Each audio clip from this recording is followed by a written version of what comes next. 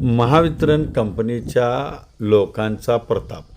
अरे तुमची नजर नको तिथं जाते, अशा ठिकाणी का जात नसेल?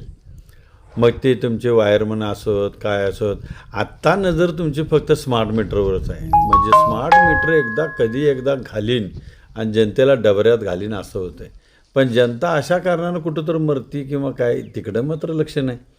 मी महाराष्ट्र राज्य विद्युत मंडळाला किंवा या महावितरणला सांगतो, या सांगलीच्या जुना बुधगाव रस्त्यावर असणाऱ्या या ज्या महानगरपालिकेच्या बिल्डिंग आहेत, वाल्मिकी आवासच्या, त्या ठिकाणी हा पोल आहे.